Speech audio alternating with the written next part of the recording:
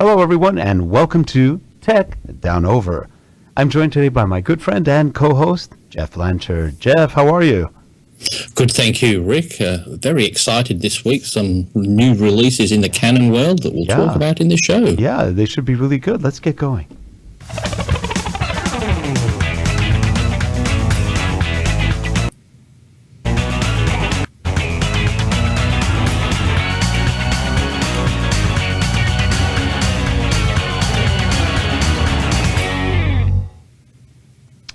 We're back. Mm-hmm. And Jeff, I've kept you in the dark for what, 12 hours or something like that? 12 hours, that's right. We do that to each other. He'll buy something in Australia and say, I just got something really nice. What'd you get? Well, I can't tell you yet. So I've learned to do the same. It's fun because we both kind of know what we both want, but you never know what we're getting. That's the difference. Well, I got a camera. Okay, what camera do you think I got? Well, I was thinking it would be the Canon 5D Mark IV, but I know it's not out. Not out yet. Not even pre-ordered. Well, I sort of pre-ordered it, but that's not it. Oh, well, then the second one I thought was the Sony A7 Mark II, but then I thought, well, you didn't really like that, so it wasn't that. No, though these have something in common, and that would be size. Oh. But this has a better grip. Oh, heck. Let me show you. That's the lens. That's not it. You could get the camera instead of the lens. There we go. You see Canon? It's Canon, yes. This is the Canon M3. Oh. The M3 has something that both you and I like because we both like our Panasonics. And that is, it's mirrorless. Mm-hmm. It's been out for a while, and I've read a lot about it. Mostly good, some bad, not really terribly bad, but it's a mirrorless camera. It has its own set of lenses, all four of them. I only got one. I got the kit lens, which is actually a pretty good 18 to 55 millimeter kit lens. And this thing takes pretty good pictures. I was actually surprised at the quality of the pictures. It has a flash, which is kind of cool. It's this weird looking. That looks like an alien. It looks like an alien, and it's funny. You can actually adjust it to point upwards by moving your finger. Oh, that's actually good because there's very few of those pop-up ones that you can shoot up to the ceiling like you need to. But you do have to hold your finger there, so that's kind of low-tech, high-tech. There's no other way to do it that we could figure out. So, yep. And everybody's saying, what a great feature. Okay.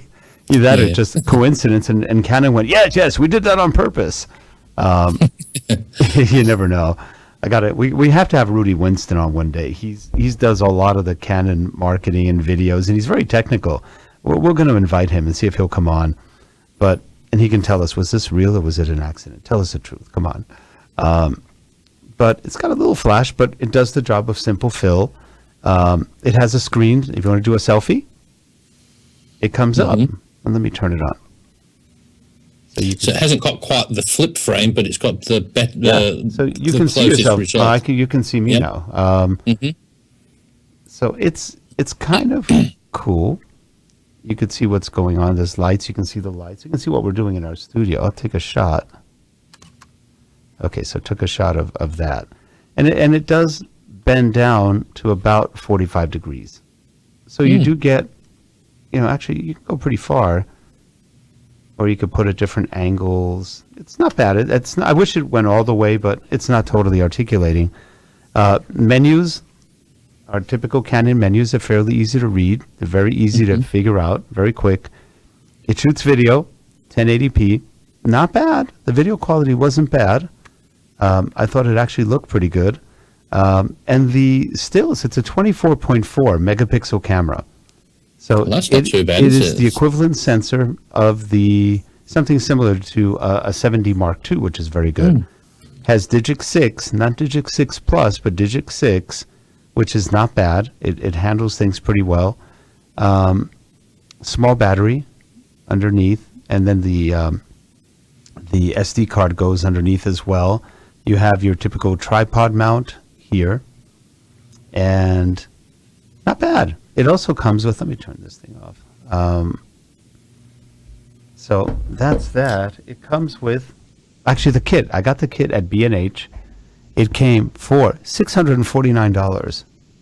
The camera, which used to be $800 by itself, or $850, and the Canon EOS EFS to M converter, because the M is the mirrorless, and this converter is amazing. It's about a $99 or $125 converter, whichever one you get. They're both the same, so I haven't figured out what the difference is. Has a tripod mount, which you can remove, and I already put this on the 50 millimeter. This is the Sigma 50 millimeter. Beautiful. It worked like a champ. It looked great. And the focus is fast. I couldn't complain about the focus. It doesn't have the dual pixel autofocus, but it still has a pretty good focus. We did some test videos and it wasn't lagging behind. It was keeping up. I mean, some people complained, well, it has a ton of rolling shutter. Okay, how often do you take video like this? Yeah, well, that's honestly, correct. Yeah. I mean, really, come on. Yeah, and usually if you've got rolling shutter, the panning's just too severe anyway. Right. So and a lot of the things I find in video, I try not to pan at all. I'll stop and take another shot or something like that, because I'm not a fan of panning. No, I pan a little bit, but you really, ideally, you want them to come at you rather than you go at them. Now, Rick, with that Canon, you're saying it does have 3 separate lenses, a different lens mount, and then 4. That little adapter allows you to put your any EF or EFS lens you have. On.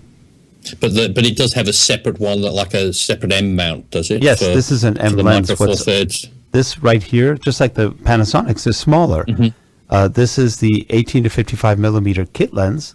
Very nice little lens. It's an STM lens, so you've got the motorized movement, very smooth, very quiet. They also have a 70 to 200 lens, I think, and they have several others in kind of that range. So there's 4 different total lenses in this lineup. But, that's okay, because you do have that mount adapter, and now you have the full range of any Canon lens you want that works on this. And is that Canon's only mirrorless? It is their only mirrorless. They had another one, but it broke, so they don't use it anymore. But so 7 years bad luck, so they don't do another one. That's right. Yeah, That's the 7 years of bad luck. I think they're going on that. They're about 5 right now on bad luck. But it's interesting. That same form factor looks quite similar to the Sony, though, doesn't it? It does, because same the Sony way the screen is small. Now, I went to Best Buy the other day, and I said, oh, look, they have an A7S Mark II. I picked it up. I could not, they had no grip whatsoever that was worthwhile. I couldn't get my hand in it because there was a big lens in it. So I'm going, well, this is really hard to hold. It was extremely uncomfortable to hold. I guess if it had a battery grip, maybe it'd be better. But to me, the Sony ergonomics are just horrific. I know if you're a Sony shooter out there, get over it. That's my opinion. I just don't think they're that good as far as ergonomics. It's a little bigger than this, but not by much. This I expected to be bigger, and it showed up this little teeny thing. But it's not bad, and it is mirrorless. So I wanted to play around with it. We did put one of the bigger lenses on it. Look hilarious because the thing is so small in the back of the big lens. So that was a little kind of funny. And then I held the A7R II. They had it at Best Buy too, and I just held it, and I went, I'm getting a cramp. My hands were so tight together, and to me, it was very uncomfortable. If you have small hands, probably a great camera. If you have big hands, you're making a lot of ergonomic adjustments. I didn't care for that. So, and the thing is, I just don't understand is, I don't know why they don't make it just that little bit bigger, because anybody who's interested in that camera to do any decent sort of photography are going to put, like you just said, a decent sort of size lens. So it doesn't really matter if it's twice as big. No, and so you have this teeny camera with this huge lens, and frankly, most photographers that I know would like something a little heftier, because part of the reason the Sonys heat up is they're small. You're cramming a lot of stuff when you could have much better airflow. But they're clever. They're beautifully built. They have nice things about them, but Yeah, I'm not a Sony fan at this point. I like them; they're okay. I've shot with them, but not thrilled. It's very strange because I'm sort of still pulled between the two worlds. I'll love my Canon gear, but still the specs and what the performance that's coming out of those Sonys is quite excellent. The Yes. picture quality Yeah. and just doing the full frame video, 4K video, is excellent. Whereas you can't do that on the Canon, Well, you can. even on the new one. Well, you Can't can do the full frame. Canon. It doesn't do 4K. Well, the new one does do 4K. But it doesn't do full frame. No, it does full frame. It's got a 1.75 Yeah. crop. But what's odd is they do full frame in 1080p. Yeah. Isn't that weird? Haven't figured that one out. Now, let's get to our major announcement today. Canon announced on the 25th, and it was the 26th, actually. Well, 25th for them, it was 24th for us. Canon announced the 5D Mark IV. And like somebody said in a B&H panel that Larry Becker was, by the way, if you haven't seen that one, it's a really good review or announcement. Larry Becker hosted 4 people, 2 well-known explorers of light from Canon. That's what that's what the title they get from Canon for being, master photographers. I love the title though, Explorers of Light. Explorers of Light. That's a great title. It's a great. What do you do for a living? I'm an explorer. Of light. Wow. Where? I have a light ship far away. I have a torch and I walk around in the dark. That's Yes. But it's a cool title. It really is. And these guys were great. They were, one was a wedding photographer. I think the other one was a landscape photographer. And so they're covering kind of a pretty large gamut of what the camera can do. And then you had Rudy Winston, who's always great. And I didn't catch the other guy's name, but he was very good as well. He was another technical guy from Canon. And they did a great panel. Larry Becker, as always, was perfect. He was great. He's a good representative for these kind of panels. And they were talking, one of the explorers of light said, it's not a revolutionary camera, but it is a great increment, great evolution of a very incredible camera to begin with. Do you realize the 5D Mark III sales are still higher than Sony sales? Oh. It's amazing. That camera still outsells Sony. So while everybody's saying Sony, Canon's still selling a lot of cameras to the professionals. So is Nikon. And they combined probably have a lot more than Sony does in terms of professional shooters, considering they've been around shooting for a lot longer. But the 5D Mark III is still amazingly popular. And people are buying them for, I think, under $2,000 right now. And they're still buying them. Because it's still damn good price as well now. Yeah. So it's when a new one comes out, it pushes the old ones down. But as I said, they're still churning them out. So there must be a market there for them still. Yeah. And the 5D Mark IV priced at about $34.99, I think, about $3,500. It has the 4K. It has the Cinema 4K, so it will go up to 4096 versus, I think it does both. I think it does ultra high def and Cinema. A little odd that they chose that because the Cinema is more of a 17:9 aspect ratio. That's quite a bit wider. If they go with the 3840, then it's going to be ultra high def, and that's a 16:9 aspect ratio. So I believe it does that one too. No, I was just going to say it does the 4096, but it does not do the 3840. Oh, it doesn't at all. No, because that was a good review. I saw Tony Northrup did about a 40-minute review on it, and that's one of the things. Because I said that's the format that YouTube used, so it would have been handy to have that. Yeah, so now you've got a transcode. Yeah, so that's not good. I think I wish they would have done 3840 plus the 4096 like the Panasonic GH4 does. What I see in this is it's got some nice features. You do still have dual drives, your compact flash, and your SD cards.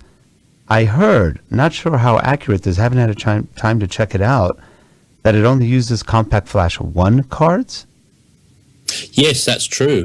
Which is fairly. And one of the funny things is, I was looking at the Tony's review, and that is one of the things they were saying. Well, why didn't they use the latest faster cards to it, because one of the things on there with the 4K video with the codec they're using, if you film for an hour of 4K video on that camera, it takes up a whopping 226 gigabytes.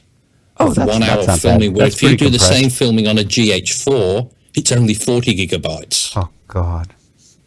So it said it's pretty useless to use as filming, really, if you're going to be using it for, for a long time. They have two. They have the what is it?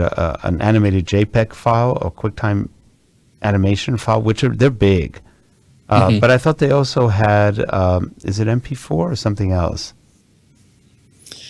But it's just saying the standard format, it's just the compression rate that they record at. So then you would have to take that file and do something with it. But you still have to have a load of storage to use that. Well, the good part is that they don't record 29 minutes straight.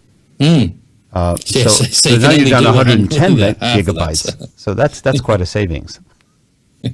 So you can only do what you've got, but your memory card's going to run out beforehand. But then again, you've got the dual, but as you said, it only has the Type 1, which seemed quite strange. Insane. Why would you do a Type 1? Okay. I love Canon, and sometimes I can't stand them. They just do some of the stupidest things. Why not put a CF2 card in there? That makes no sense. That's what they said, when seeing it's got such big files and it needs that, why don't you use that? However, you can also record the 4K to the SD card. You're not limited to compact flash. No. And so like that one as well, it has the chip in it is the lesser one, so the 5D SR that you've got, that's got the better chip still. So. Oh, really? Well, it's got a bigger chip. It's got the 50 megapixel. Yeah, so that still is the better chip. But you do have the HD, the 1920 by 1080 at 30 and 60 frames. Right, which is good. But it does do the 120 frames per second, but it records it in camera as a slow motion. So and that's at 720p. Yeah, it's 720p. Yeah, that's right. And then it has a 30 frames a second for HDR with on the HD only though. So creates an HDR film setting on that, but seems very strange on that. And it has one of these funny features which sounds really great, the dual pixel RAW, which takes the 2 by 30 megapixel shots, and so you can adjust them later in post with the after to adjust the focus if you want. But Tony was saying on that, he said the only problem with that is he asked how many people use Canon software. No one.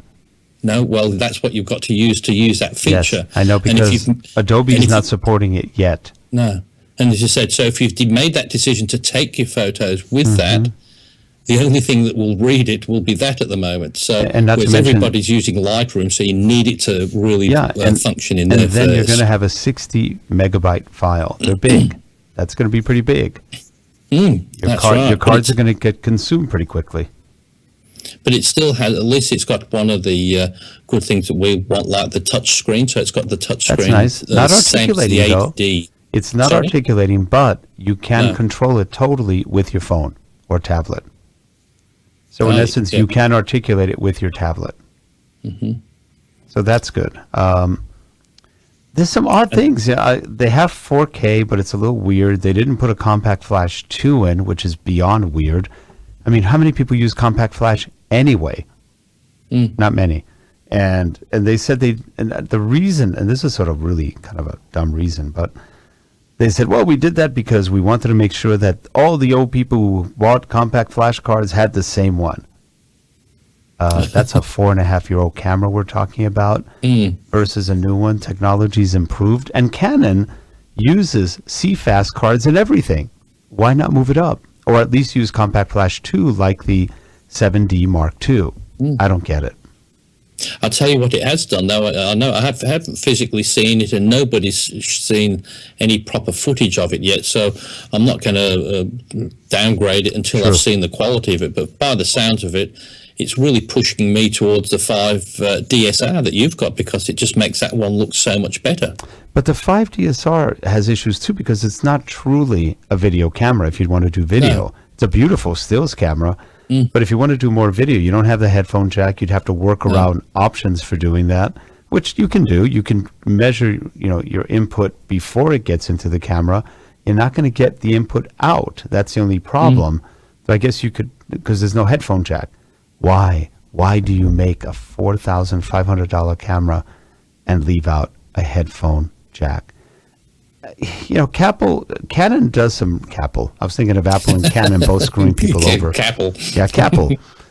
Maybe they'll actually merge one day. Well, in the old days they were joking that FedEx and UPS were going to merge, and the new company was going to be called Fed Up. So Fed Up. Never happened. Well, but Capel probably won't happen either. But Canon does things to protect themselves. So they won't put in the correct things because there's a camera upstream for another 10 grand that has that. But Canon, everyone else has the same thing at $1,000. So why are we protecting those high-end cameras when people really at $1,000 or $2,000 have some of the same exact functions? Almost everything that was on that 5D Mark II is something that was on the GH4 2 years ago, 2.5 years ago.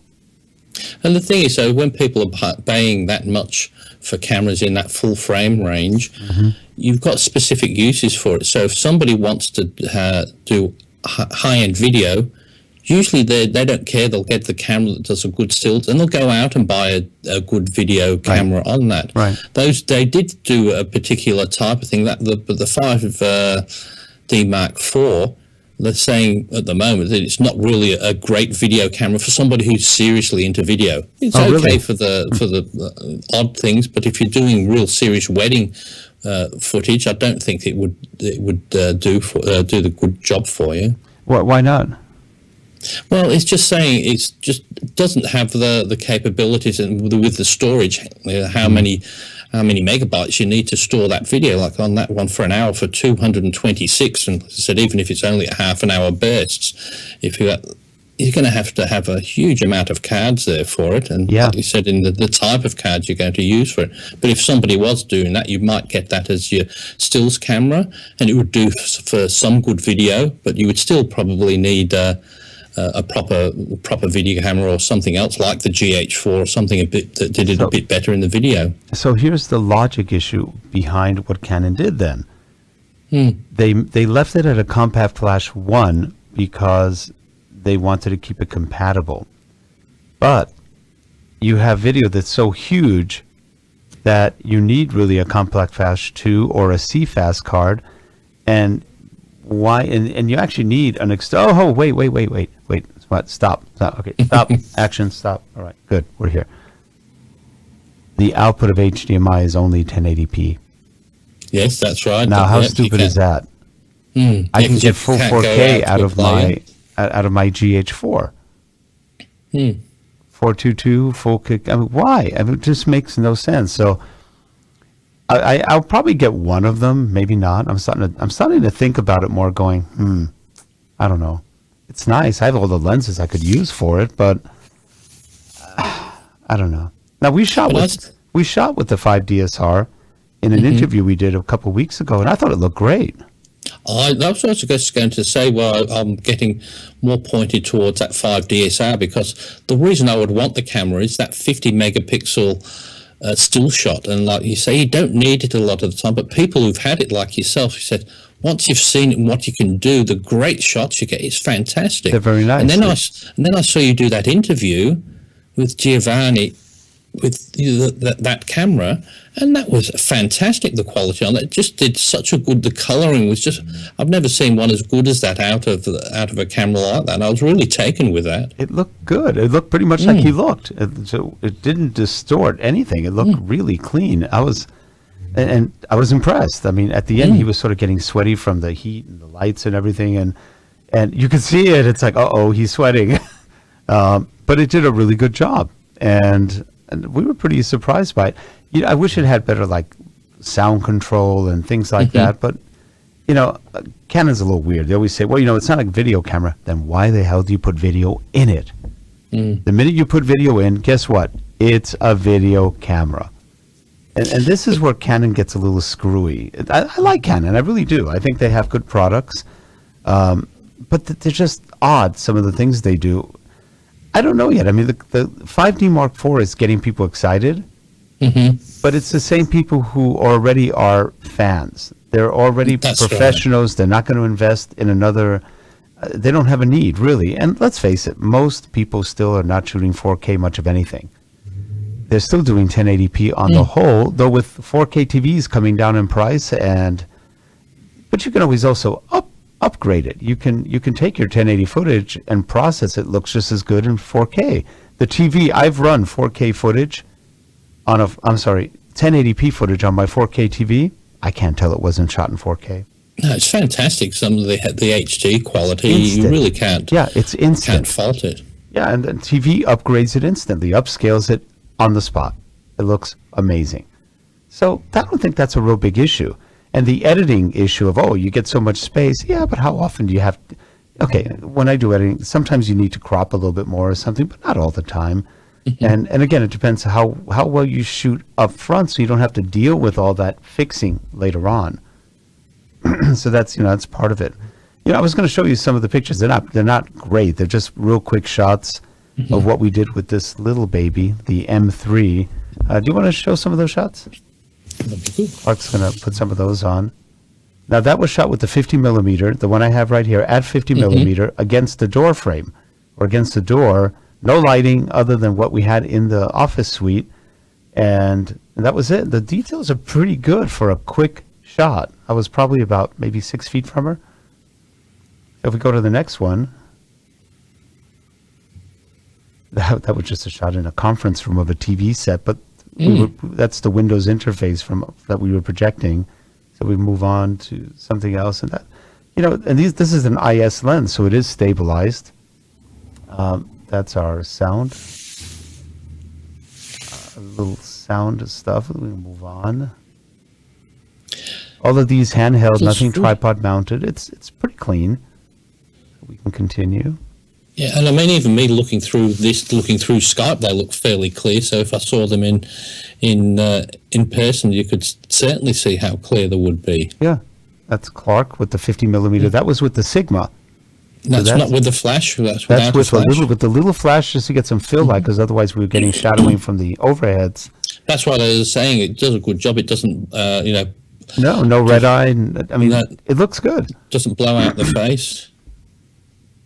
He didn't have a beard in real life, but I mean, it added it. That's really cool. Just added that. It just puts extra character onto people.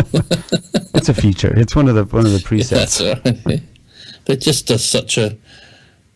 But you can tell. That's what I'm looking for. Is probably something. But does that have just a nice little lens on it as well? It does. Well, no, it has. This is the kit lens. You can replace this one with anything else, and all of the Canons, and shooting into sunlight, that wasn't too bad. Because what I'm looking for is that I'd like one similar to that, just so I could be nice and small, so I can take it around a little bit more. I don't like shooting on my phone. I like to have a proper camera. But then again, no matter how the GH4 type or the FZ1000, it's just a little bit big to take around, but just something to throw in the glove box of the car. So you've got a proper camera to do that, and that just looks like it does. Fantastic job. And it was pretty glary outside. I mean, the sky wasn't that blue, and down here I think it was a little bit more. Now, is the controls easy enough? Is it the same sort of things for the aperture priority and the shutter priority? Yep, very similar. So not hard to change the settings out of automatic? This was with the sun coming right through the left side of that structure, and it handled the lens flare incredibly well. That's using the kit lens. Because it was blinding to the eye, and the camera took it.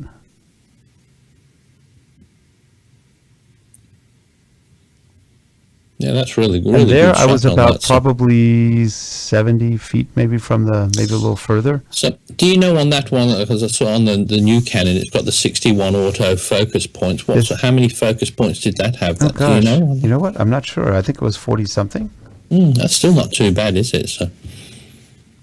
I want to say 49, but I'm not sure. I'd have to look.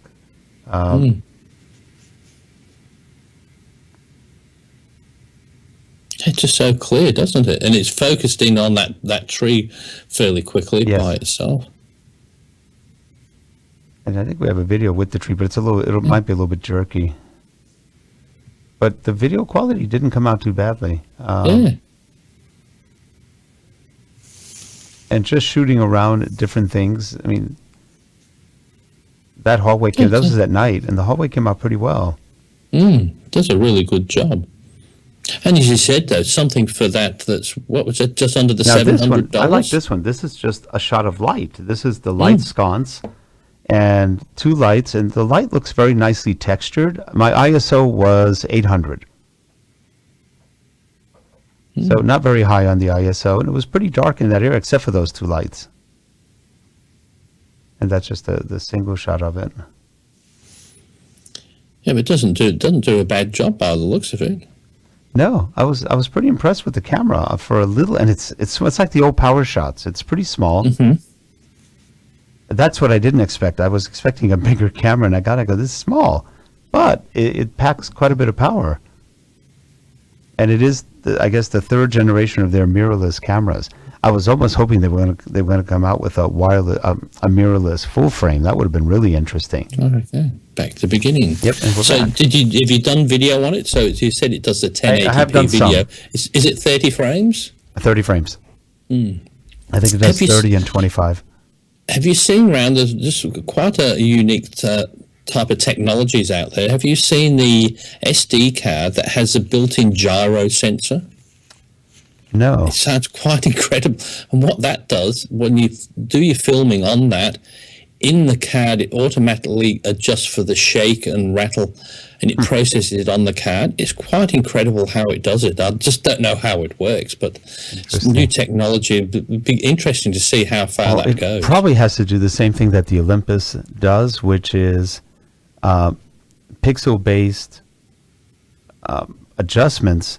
And what they do is a couple of pixels each way. They probably have a 5-axis stabilization. And if it's on the card, it's got to be the same kind of thing, because now you've only got, there's no real working parts. So you're just adjusting pixels based on where the actual frame is, and it moves it up or down a couple pixels to make it look pretty stable. And they work pretty well. They're very fast. And as you say, these were things, but this technology would be ideal for 4K because with it moving up and down, it keeps moving the frame, as you said, so you'll cut out a bit of the corner, so then you crop it so you get a perfectly still shot. But as I said, so you need that big area coverage for that. But I was just quite impressed with that technology. Do we get a 5D Mark IV, or do we wait until the Panasonic GH5 comes out? Well, I know what I'm going to do, because I thought I think I'll wait and see what goes on. Plus, also as well, if I wanted the 5D Mark IV, I'll just wait 6 months, because I'm not going to get it to the first one, because the price will be top dollar. That's right. Whereas in 6 months' time, if it's not as good as the sale, the price will drop, because, like you said there, it's about $3,500 for the body. Yes. They're advertising it here for a measly $5,091. Oh, you're getting that. You're getting the import tariffs plus the 30% drop on the dollar, aren't you? And you've got see advertised in your place is with the 24 to 70 lens kit. They've got a kit lens. Well, that kit lens is expensive though. And they're doing for $4,400. Yeah, it's $1,000 lens. And the same thing here is $75.91 here. Wow. And then you've got the one with the 24 to 105, because they also release a new 24 to 105. Well, they had to, because their old 24 to 105 was a piece of junk. Well, I've got that one. So. Do you like it? I don't mind it too bad, but okay. I think I don't have the full frame camera to see that it's not rated. Doing a great job. I never had the Canon one, but I know people who have, and they all hated it for some odd reason. I was like, okay. And I've seen reviews where they didn't like it that much.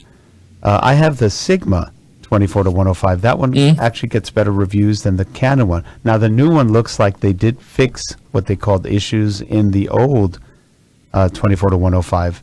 Ideally, it's not a bad lens. It covers a wide range from pretty wide open all the way to pretty good portrait lens. So I think what the big complaint was, it didn't follow well for video. It really wasn't meant to be a video lens. No, and that's right, and that's where I think I bought that one, because it was Ben Long used that one, and a lot of people said that was a good all-rounder lens for photos. But and I've got it on the Canon 60D. That's probably why I don't mind it, because the 60D was woeful for doing video unless you're in a studio. Yep. So I never used that camera at all for video, so I never noticed the downfall of it. But I suppose if I get one of these new ones, at least I could try it out with my 24-105 and see how horrible it is, and then buy the new one. But I'm still with all these different things, when I still look at the Sony, I'm a bit like you. I don't like the form factor as much, right? But I'm just getting swayed with the quality of the pictures and the quality of the video. They do look good. Though, I tell you, I don't know. I'm pretty happy with the Canon video. Well, on that 1080p with that 5 DSR, that's why another thing that's sort of swaying me to that, because I want the full frame camera, and that HD was just so good, that would do me for that, because I've got a proper video camera, a high-end video camera, if I do want that. Yep. So I don't have to have it perfect in that, but you can't say that the quality of that HD was degraded because you didn't use a 4K camera. It was fantastic. You could do that. And also Nikon, even though Nikon doesn't really have any worthwhile 4K, their sensors and their lenses do a really good job on video too. When we had the D750, it took really nice videos. They were sharp. And one of the big things as well you're saying about sharpness is the new 5D Mark IV has the anti-aliasing filter on it, which cuts down the sharpness. I don't know why the 5 DSR doesn't. That was sort of another bummer.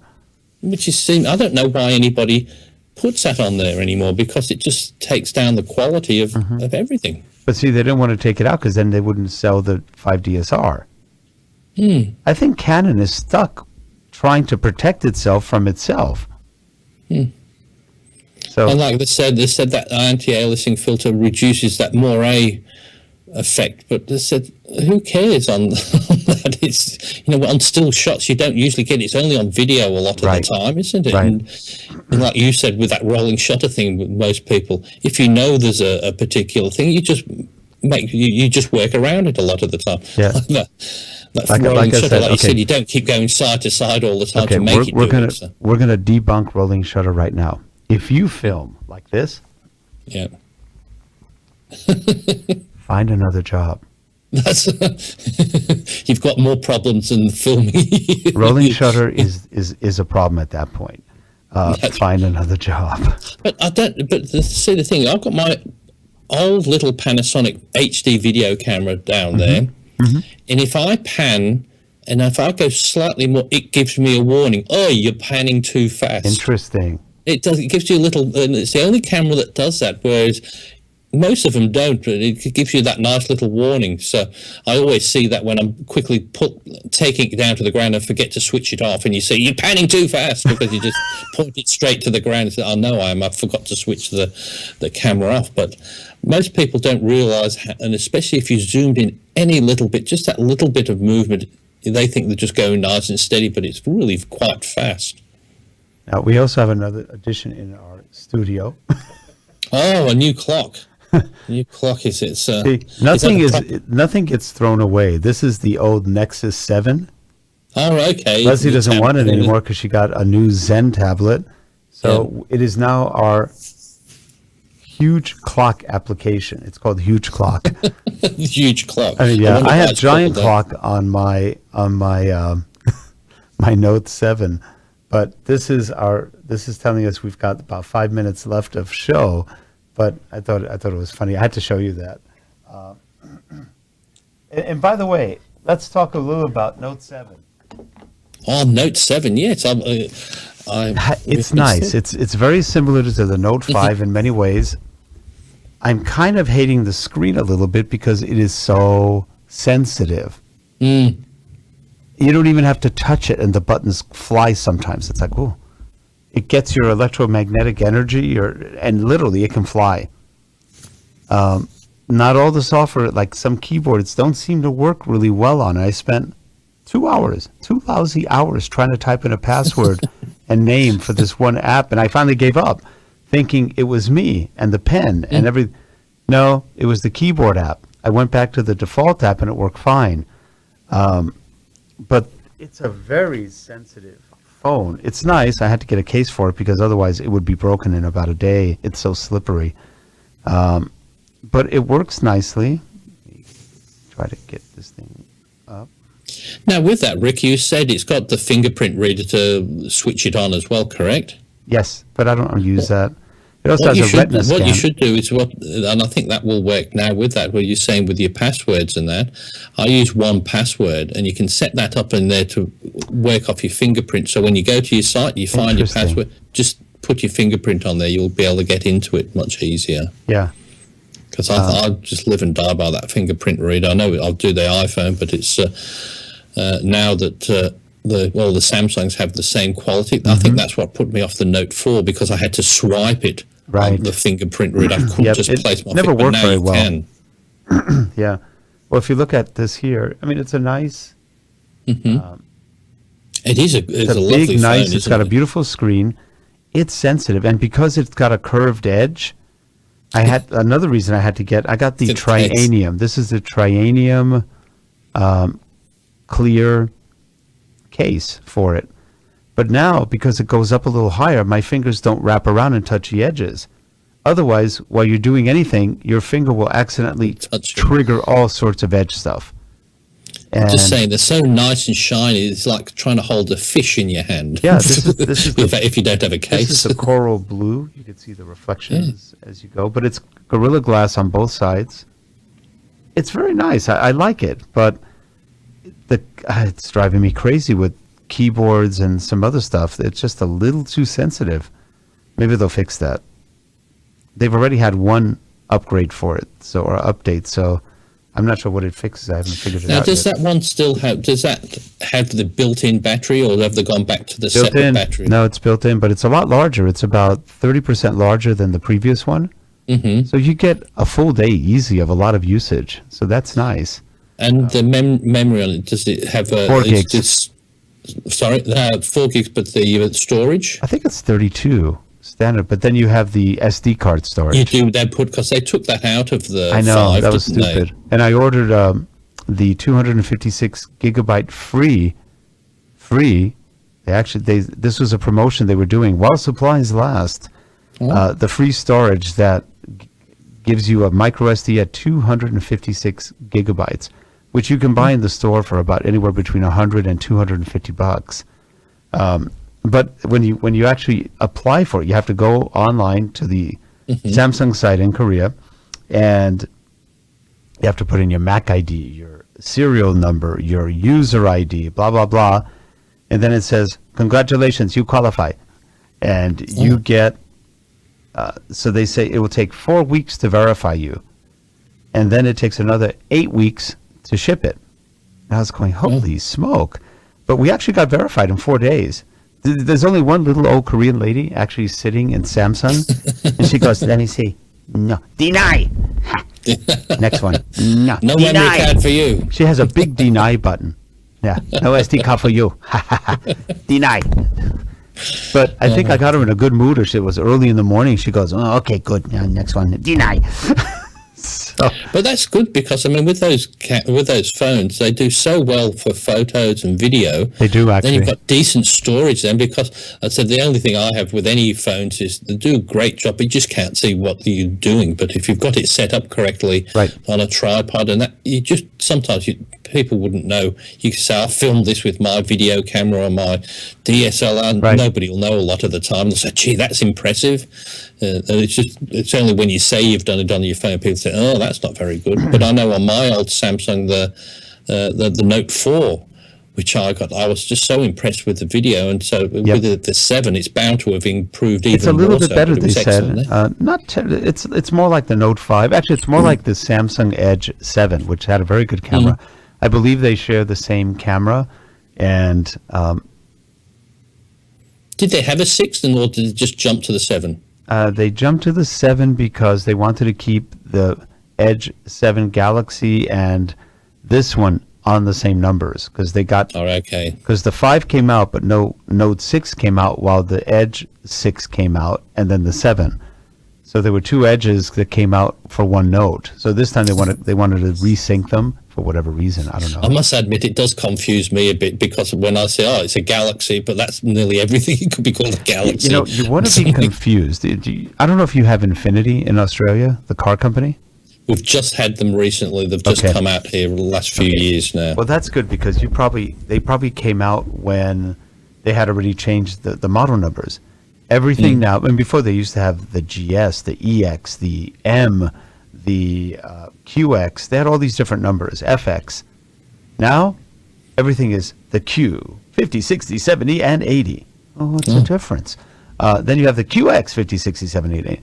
So now nobody knows what anything is. And under those, you have variants. So you want the Q80 with the 8-cylinder or the 6-cylinder? And it's just, I was looking at their website recently trying to figure out what is what. It's so confusing. And I think whoever came up with that, they probably killed them by now. But it was just bad marketing. Yeah, I don't think they do as well as the others here because of come late into the market. I think all the Lexus cars and that they've been there so long, they've got the market here, whereas they're good nobody cars, knows them yet. They're good cars, but I don't know. Bad identification. But as I said, that's with. I'm glad they've done that with the Samsung, because it does make it a little bit easier if all the 7s are all in that same generation. But I was a bit confused whenever you talk about Samsungs, because the Samsung just do so many of everything. Is that the tablet? Is that the phone, or what is that? So I just happened the other day was helping somebody I can't get my damn tablet to work, and they'd done something similar to you, and without actually thinking, they'd turned off the Wi-Fi. Oh, because it's so easy to do sometimes. It is. When you're clicking on different things, and I said, that's all you've done. Everything's fine. It's not your Wi-Fi. You just accidentally turned it off. So, well, there's one button here that I find a little interesting on this camera, and I don't know if I can demonstrate it. Let's see. But if I'm holding the camera like that, sometimes my palm presses the menu button. So that menu button down in the lower right is kind of stupid.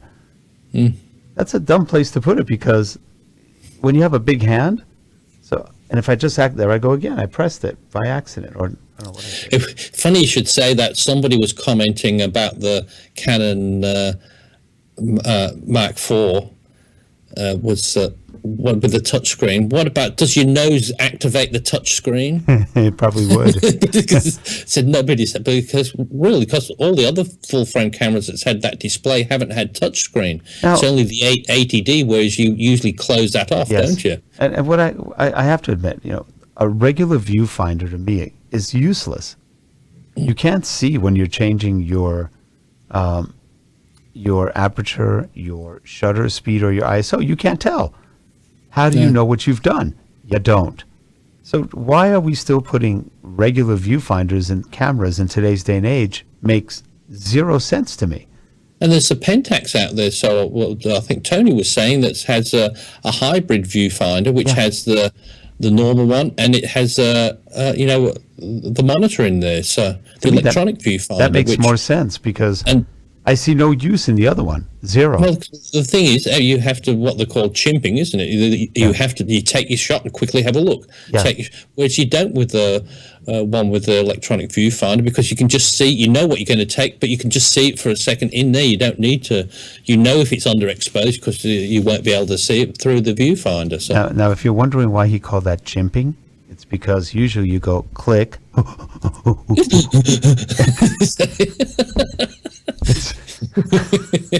I just like your. We should do a dictionary of the Rick's thesaurus of different terms and that. Well, Jeff, we are at the end of our time. It is according to Huge Clock. It is 3:53 or 15:53 p.m. That means about 7 minutes to 4 p.m. in Pacific time. And that's a day and a half your time, basically. 17 hours, I think? Yep, but I think it's around about 17 hours, because it's 8:53 in the morning here on Saturday morning. In the morning, yeah. Wow, and a whole day. Well, anyway, Jeff, this was fun. Let's see if we actually get these cameras. I as we're talking about it, I'm going, maybe I'll hold off. I told Larry to get me one, but maybe I'm going to tell him, back off a little bit. I actually am more excited about what a GH5 might bring than what the 5D Mark IV did. I may just hold off on the whole thing, wait a bit, see it maybe at the end of the year, then do it if we have tax needs. And because the GH5 has to come out. I mean, we are now past the 2.5-year mark. They've got to do it. And especially with Canon coming out with a new model, you would think, they don't want to be left behind, because no matter what you think of the model, there's going to be a lot of people who will like that. Yeah. And the Canon, that GH4 is just a bit old now, isn't it? And the video still looks probably better on the GH5, at least for general video. I tell you, I don't think the GH5 can shoot as nicely as that 5 DSR for an interview. We ain't got a GH5, have we? I have a GH4. No, that's right. I wish I had a GH5, but we'll see. But as I said, I don't think I've got any problem holding off and waiting, because at $5,000 for the Canon 5D Mark IV, it's just no. What you have to do is come over here to the US. Go out and buy. You have to come here to the US, buy it here a little cheaper, and then just wear it on your next day. I left with this. Yeah, but that would be fine, but it'll still cost me the same cost to get 3,500 US. I'll still have to pay the conversion rate, which will nearly be the same anyway. So just have to wait until, and when the dollar gets back up to what it was before, the parity, then our prices will come down too as well. So. Well, we may have a new president soon. One will probably raise our taxes enormously, and you will be paying quadruple for whatever you buy, and the other one may change it. We will see. Free trade versus more regulations. I'll go for free trade. It'll be interesting. Anyway, Jeff, well, you have a great weekend, and if you're watching, subscribe. Let us know what you think. Give us your feedback. For Tech Down Over, I'm Rick Zanani, joined by Jeff Blanchard. Have a great weekend. Take care, everyone. Thanks. Bye for now.